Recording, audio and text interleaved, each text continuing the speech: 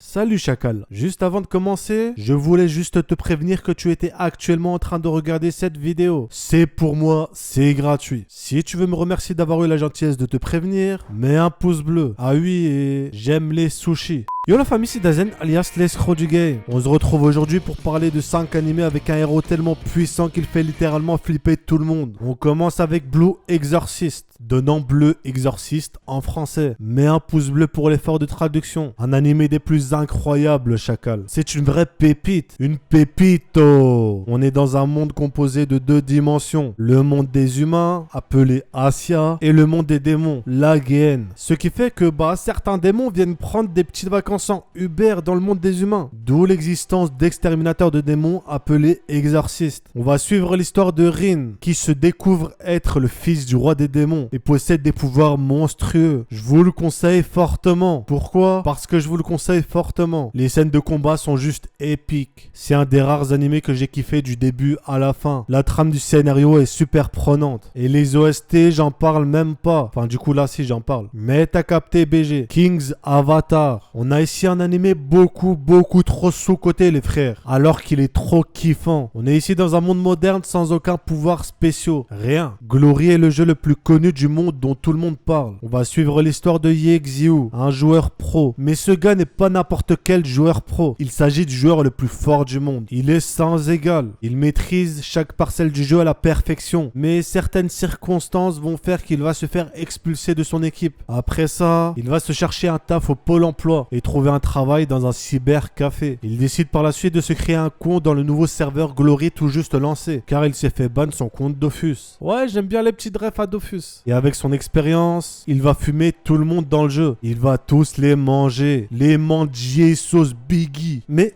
quel bail! Pourquoi vous l'avoir conseillé? Eh bien, tout simplement car il est incroyable. Voir le héros évoluer et essayer de réatteindre le sommet est un vrai plaisir, BG. D'ailleurs, je vous reparlerai de cet animé en détail très bientôt, car pour moi, il mérite beaucoup plus de visibilité. Sans oublier que rien du tout en fait. On continue avec Zetai Karen Children. Là, vous allez me dire, mais Daisen, qu'est-ce que c'est que de ça, beau gosse? Et moi, je vais vous répondre, effectivement, vous avez raison, je suis un beau gosse. On est ici dans un monde où certaines personnes sont dotées de pouvoirs. On appelle ces fameuses personnes experts. Ils sont considérés comme des armes de guerre et font flipper tout le monde à cause de leur pouvoir. Le héros qu'on va suivre est un ancien membre de l'armée impériale japonaise qui a été emprisonné après un coup d'état ayant pour but de dominer le monde. Ah, chacun ses ambitions. Mais ce BG va réussir à s'échapper et va créer un groupe terroriste dont l'unique but est de fumer les factions anti-experts pour venger leurs camarades. Le pouvoir du héros est super kiffant et on a un assez bon développement. Il est vraiment charismatique et badass avec un pouvoir extrêmement puissant. Le personnage ressemble un peu à Accélérateur de Magical Index. Ceux qui ont la ref, vous êtes des BG. Ceux qui ne l'ont pas, vous êtes des BG quand même. Ah, et avant que j'oublie, laissez-moi vous dire un truc. Voilà, je vous ai dit un truc.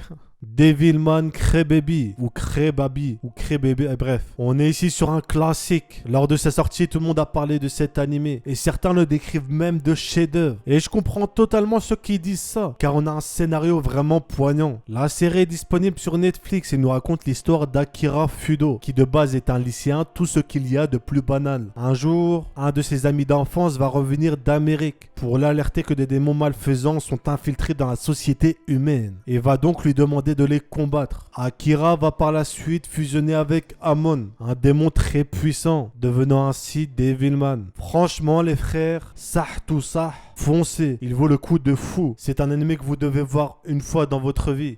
Fais-moi confiance BG. Personnellement, il m'a clairement mis en PLS, comme beaucoup d'autres d'ailleurs. La fin est super troublante, car ça change des animés qu'on a l'habitude de voir. Moi, il m'a trop déstabilisé. Je vais rien te dire de plus, mais dis-toi juste qu'il peut tout se passer dans cet animé. Genre, il y a un chien qui peut arriver, il prend le démon, il lui fait une prise de catch, il lui faut des coups de pied, il lui dit « Moi, je suis un chien, moi !» Il lui met une droite, une gauche, il prend un lance-roquette, il le mange. Bref, t'as capté Chacal. Kalito. Et on finit avec Beyond the Boundary. Akihito est un lycéen passionné par la littérature, c'est-à-dire qu'il aime lire, d'où le fait qu'il est passionné par la littérature. Utilité de cette précision? Aucune. Mais il possède une particularité qui le rend spécial, très spécial. Il est à moitié humain et à moitié démon. Cette particularité lui permet de se régénérer instantanément et le rend quasiment invincible. Mais sa vie va basculer telle une balançoire quand il sauve une fille du nom de Mirai. Il va découvrir qu'elle aussi possède d'étranges pouvoirs. Elle a la faculté de manipuler le sang, de manipuler le 99. Après qu'il l'ait sauvé, elle va pendant tout l'anime essayer de le tuer. Ah, Chacal, c'est pas très cool, BG. Qu'est-ce que j'ai pensé de cet animé? Bah, il est cool. Ouais, c'est tout. Bref.